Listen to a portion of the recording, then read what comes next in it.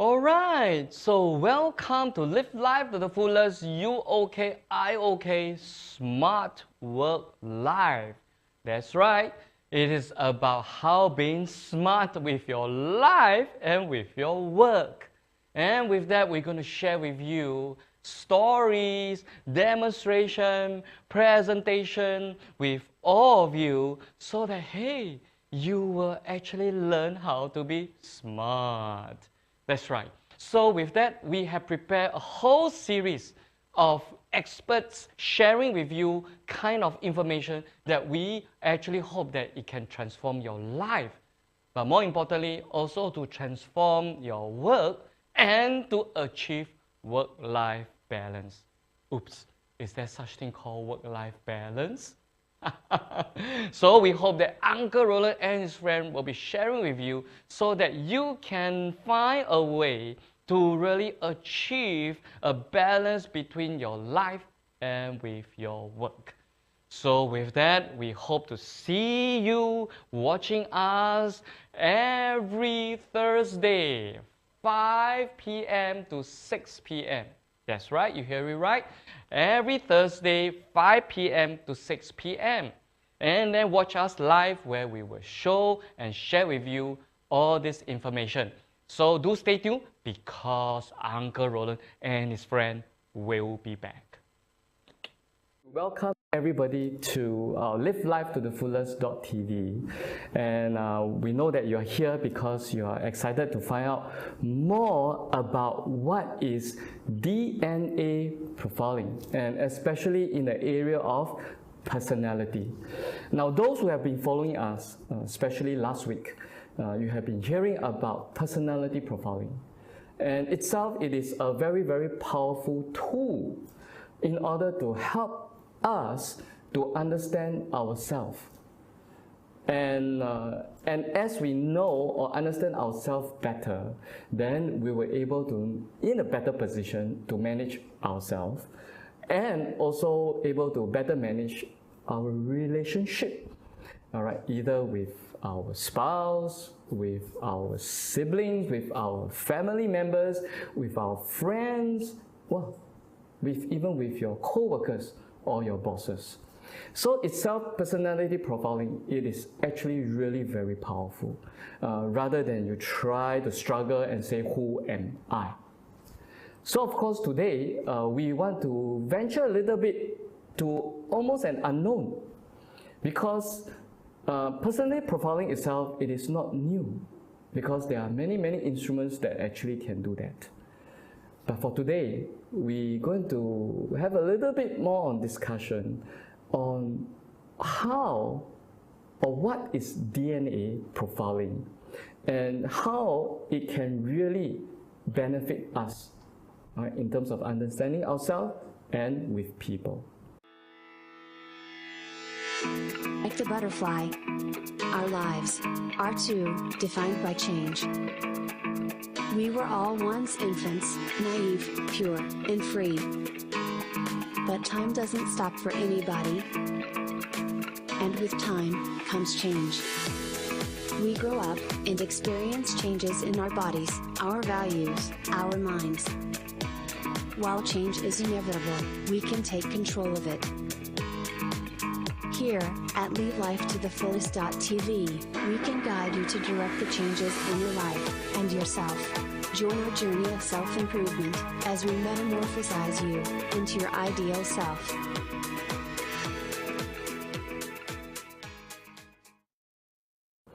So with this, let us welcome Cedric Lee, all right? Just allow me to give a very brief introduction about him. All right, he is a healthcare expert.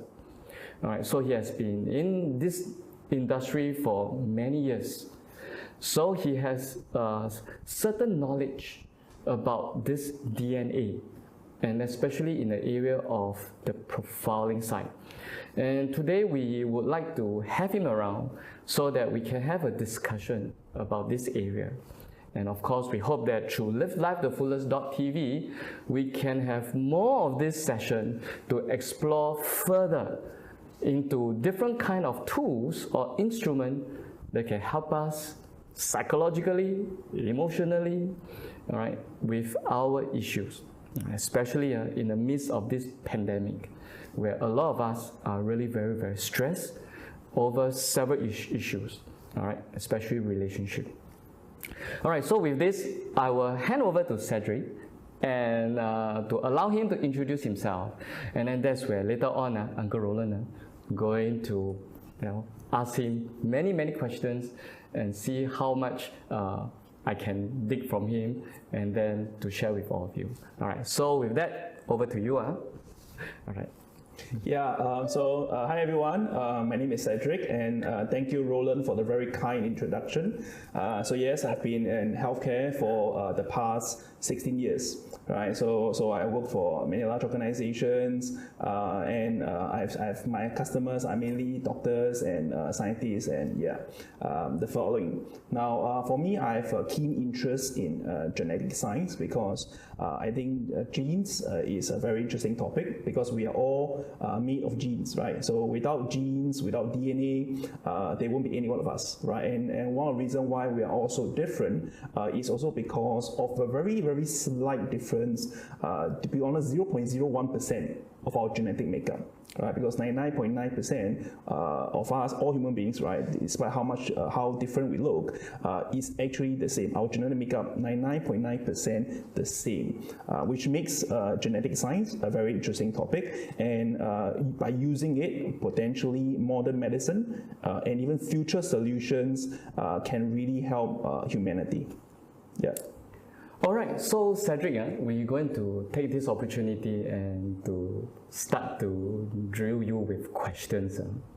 So maybe share with us, what is DNA profiling? What from the broad terms? All right, so yes. Yeah, so now essentially DNA profiling, I'll take it as two separate words, DNA and profiling. Now, I'm sure all of us here, we love profiling systems, right? Like DISC, right? Even the color coding, even the Brick Myers, the kind of profiling system, because every one of us wants to know a little bit about ourselves, right? Our strength, our weaknesses, our behavioral traits, right? Our talents. So DNA profiling is the same, right? It's also about profiling ourselves, but it's using genetics. Because I'm sure a lot of us are very familiar with people saying, look, your father is very creative, the son is also very creative, right? Because DNA is not just about looking the same or having visual similarities, but it's also having similar behavioral trait. So sometimes certain parents who have anger management issues, then their children also sometimes have that kind of issue because the genetic traits passed down. So not just talents, but also behavior. So DNA profiling, as the name implies, is by taking a snapshot of a person's DNA profile, either by a saliva swab or a blood test, and then running through science, and then coming out with a map or a report which shows what kind of behavioral traits, what kind of inborn talents a person may have at birth, right? And then by knowing all this, how this particular person with that knowledge can actually do corrective action or even nurture some of their strengths or correct some of their weaknesses moving forward in life. Yeah. Okay, just curious, Cedric. When you say it started with a swab test and then sent for analysis and until you get the report, how long would it take in order to get all these results? Because why I'm asking this is because like you were mentioning about other kind of personality profiling. It's basically just filling a questionnaire and then maybe even through software it can straight away generate one report for you. But how about this DNA profiling? Yeah, so obviously for software, for systems, those are really fast because those are following a set of principles, right? But the problem with tests like this is that it is a system that people can cheat and they can deliberately adjust the kind of answers they give to come out with a desired result. But DNA profiling is really based on DNA, and DNA don't lie because it's science, right? Science don't lie.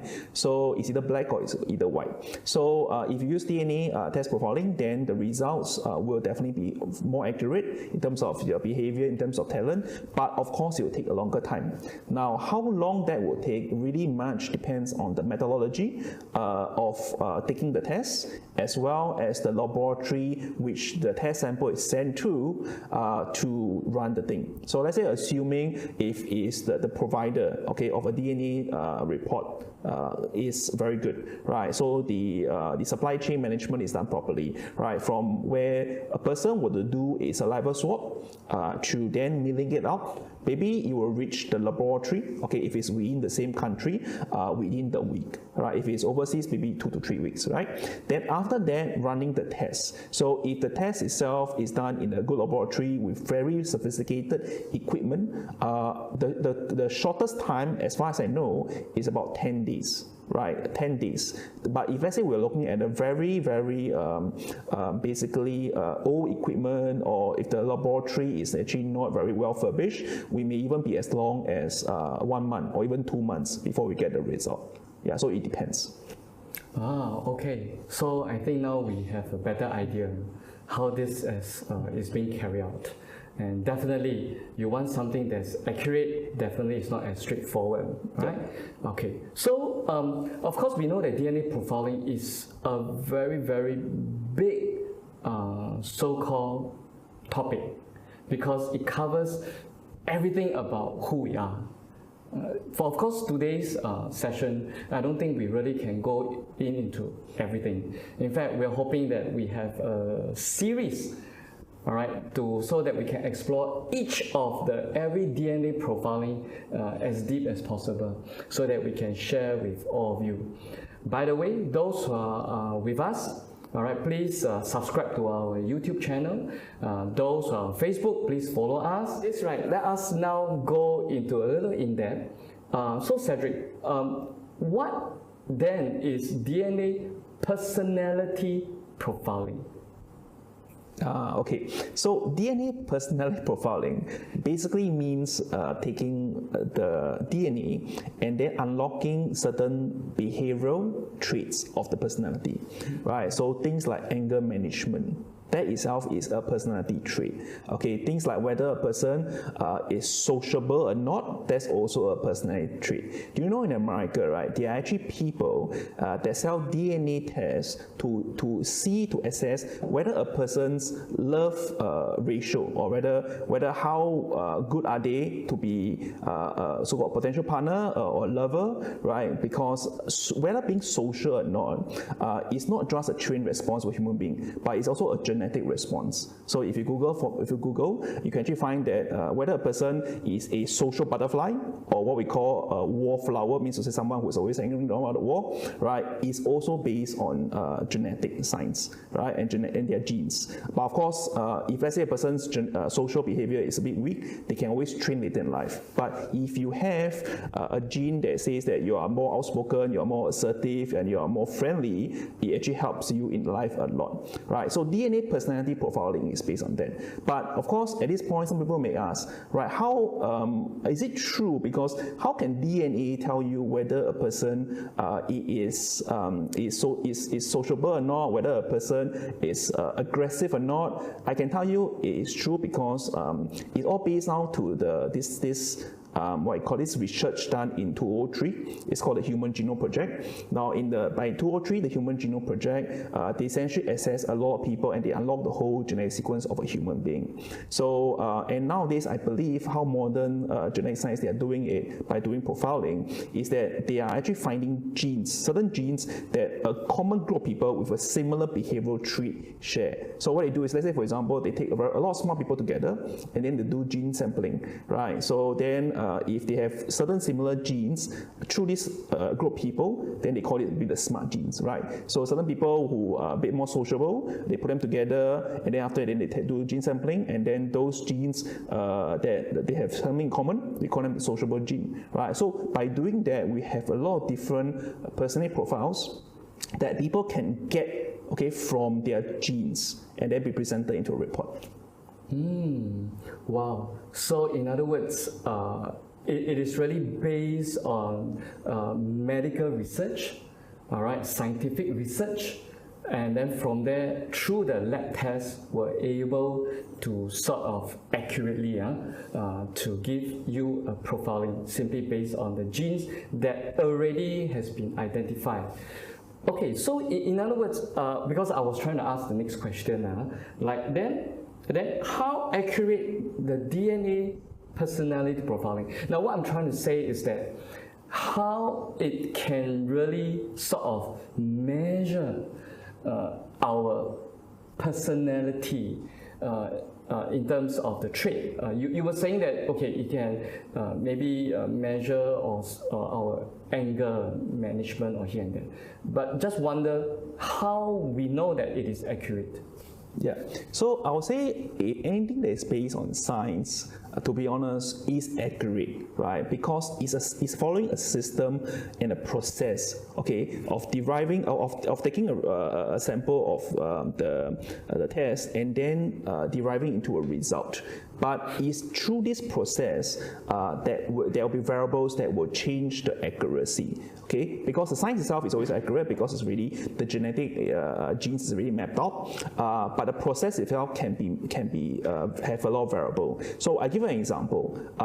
If let's say you were to do a genetic test with a very good company, with very good processes, okay, and very good science equipments. So what happens is that then the sample of the saliva that you take will be well preserved, well packaged, so there will be no contamination. And then when you send it to the laboratory, and then the equipment that they use will also be very high technology, and then the kind of sampling they do and the kind of testing and analysis they do is also very accurate. And then the result is then or therefore accurate up to 99.9%, right? But if let's say, for example, through this process, let's say there'll be contamination. Let's say a person were to, when they do a saliva swab, maybe they don't fast beforehand. Maybe they eating food, all right, or they're sweet, and the contaminants of the food actually contaminates the sample. So when the sample is sent to the laboratory, right, and even with a very good equipment, the result may be skewed because the sample itself already is corrupted, right? But if let's say, for example, the sample is good, but the equipment is not so good, right? And then when you do it, when you give it to it, and then the picture, the image, the result that comes out is not clear, then there'll be a lot of guessing, right? So what I'm trying to say is that the science is accurate, but to prove the accuracy from the sample to the report, it has a lot more variable. So if you want to do a DNA test and you want to make sure it's very accurate, please go to use a good provider, a good company that does that. Okay, there's a few out there, and I think myself and Roland would love to give you a recommendation, right? But if you also ask how accurate is the report, assuming everything is done properly, how accurate is the report compared to say a psychometric profiling test, not genetic but psychometric profiling test, then I can tell you it is way more accurate than a psychometric profiling test. Why? Is because a psychometric profiling test is based on our personality and character on that point of time. All right, on that point of time. But genetic profile is based on underlying, because in science, in life, we say nature and nurture, right? Some people they prefer nature, some people they prefer nurture. But truth be told, is actually both nature and both nurture is very important, right? It's a combination of that. But nurture can always be changed. That's why if you do a psychometric test right now, it may give you a particular score. But maybe 3 years from now, as your life environment changes, you do a test again, maybe the score and the result is different. But if you do a genetic test, okay, nature, right now what you do is that same result. 3 years, 4 years, 10 years later, if you do again, it will still give you that same result. That doesn't change. And you can then use that as a foundation, okay, to then apply corrective action or apply changes to your nurture to get the desired outcome that you want in life. So I now can see the application of some psychometric personality profiling tool. It has its own purpose. Yeah. All right. Likelihood is really to understand the personality of that person at that moment. at that point of time. And it is important. It's just that if you want to do any intervention, then it will only be based on that circumstances, that instant or that point of time of his or her life.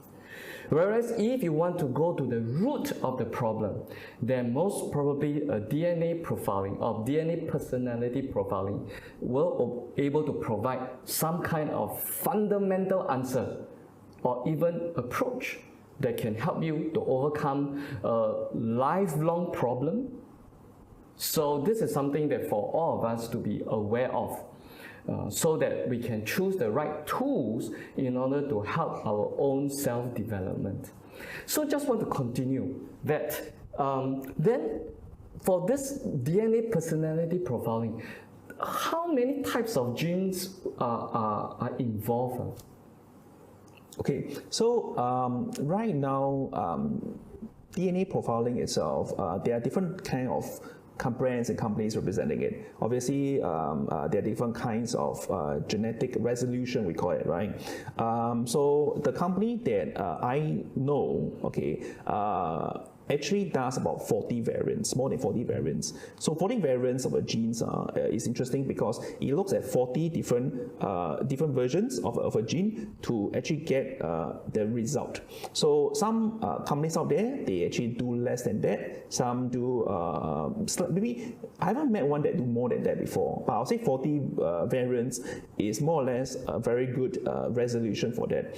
Because and how these variants work, right, is very much based on resolution like an image, like a picture, right? So if the resolution is high, then the image that comes out from going through the testing in the lab is clearer, and then the scientists can actually then derive more information and put it into the report for you. If, let's say, for example, if the variance and the resolution is low, all right, let's say, for example, there's only 10 variants, right, then the image that comes out is blurry, right, and then the scientists will not be able to take out as much profile, and they will need to do more guesswork in order to put the information in the report for the consumers. So I would say 40 is actually a good number. Wow, so in other words, it's not just based on a single factor. In fact, some of the psychometric instruments, they based on several questions. But in this case, of course, they're based on 40 different kinds of genes in this case. Okay, so maybe we'll take this opportunity to really dig a little in depth on what are all these like 40 genes that are being involved. So let's say in this case, we know that under this personality profiling, one of the indicators, all right, actually something that's related to emotional intelligence. So maybe what are the various either behaviors or factors that are actually being considered under this emotional intelligence? And maybe Cedric can share with us. Yeah, so there are actually quite a few traits that can be classified under emotional intelligence, or I think they say called EQ. So some of these things are like anger management, right? You can actually use genes to understand whether a person has a higher propensity to get angry easily, right? So and I mentioned about being sociable. So whether a person is a social butterfly or whether a person is a wallflower is also influenced by their genetic makeup, right? So then also whether a person is a risk taker. Okay, so it's also influenced by the genetic makeup. Whether a person is assertive or not, right? So assertiveness is also linked to leadership qualities. So it's also influenced by their genetic makeup. So there are some, and there are obviously more traits in top of this. But again, it differs from report to report, right? So, but one thing's for sure, genetic science at this point of time is still a very, very up and coming technology, right? So even though by 2003, the Human Genome Report, they have unlocked the whole sequence of genetic human genes, but not all genes have been deciphered yet. So there's still a large percentage of them that's not deciphered, right? So we call them the dark gene, right? So, and over time, as more scientists, they do more research, more traits will be known, and therefore more behavior, okay, can also be deciphered along the time. So if you want to know about this, there are actually some companies out there, very interestingly, they provide a lifetime guarantee. So if you do their genetic reports with them, and you become one of their members, for example,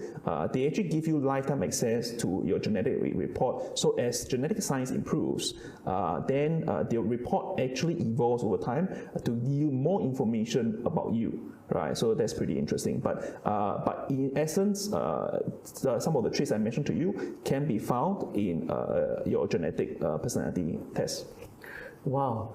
Okay, so in this personality profiling, I think Cedric have explained one of the big areas, which is the EQ, the emotional intelligence, which you have explained some of the variants and some of the genes that is involved. Another aspect of this DNA personality profiling is actually, I believe, is something that a lot of you will be very interested, especially parents. All right, and that is really the intellectual intelligence. So Cedric, what are the various intellectual intelligence indicators that can be found in this DNA personality profiling report? Yeah, so there's a few things. Again, so coming back to IQ, so one of it obviously is intelligence, right?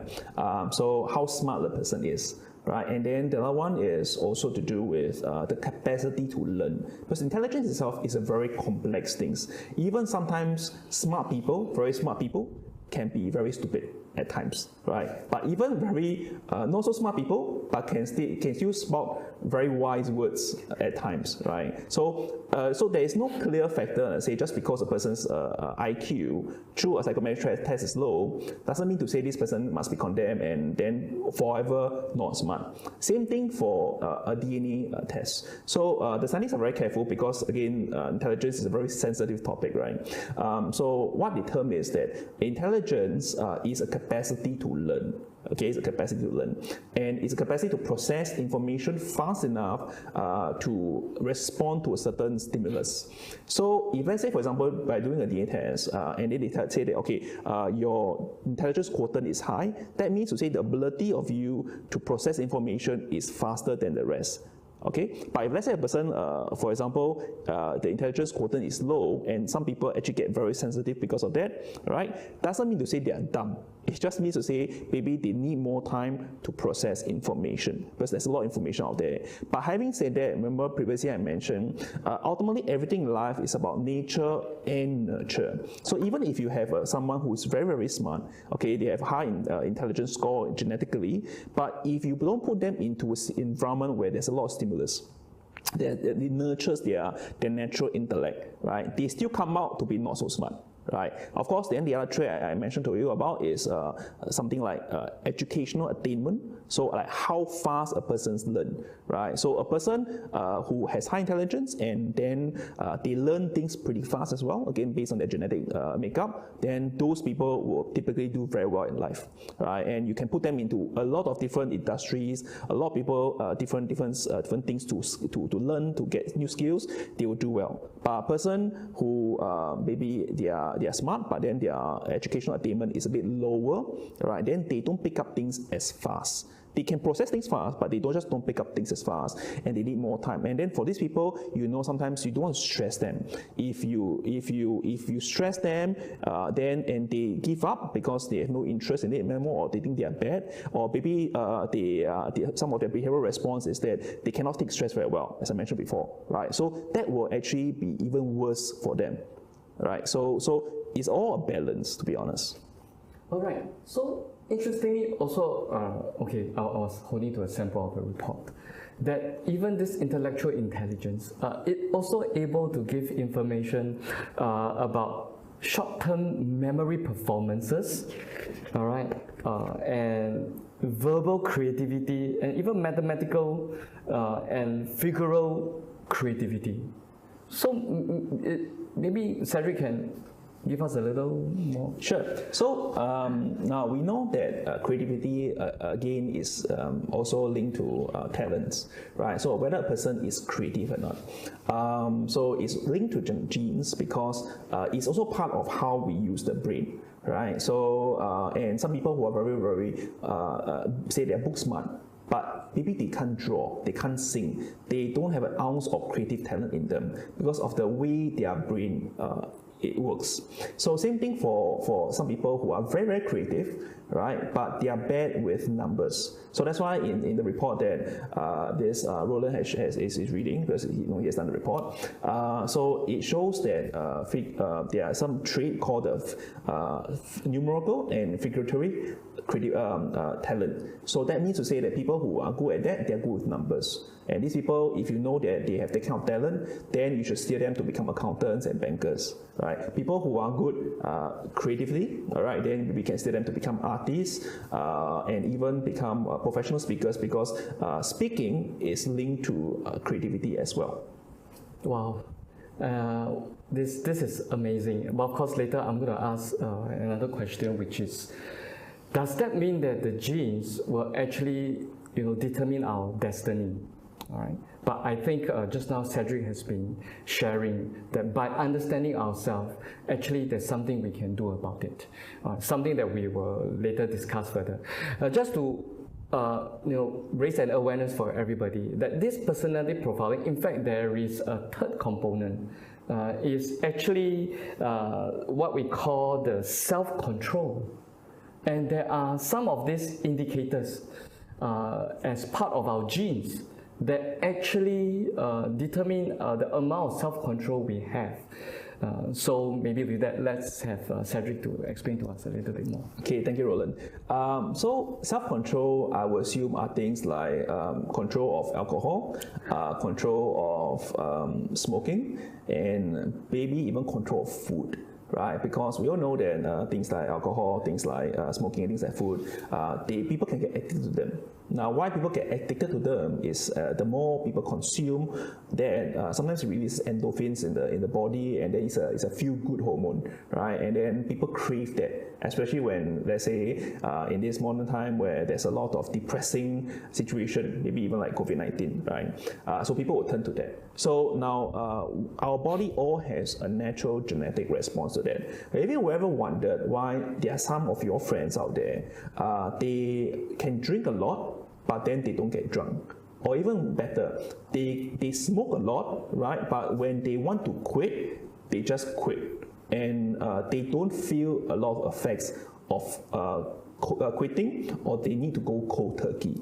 Right, so a lot has to again do with their genetic makeup. So it's all about the genetic makeup that governs what is their threshold of tolerance of resisting this kind of addiction. Right, so food itself is also very addictive. So I know a lot of Singaporeans, we love to eat good food, and sometimes people eat good food it's just to get away from depressing moments, right?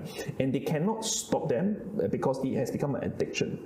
But there are some people who can control it. And then they don't turn on to it because they know it's bad for their body. So genes does play a part in that as well.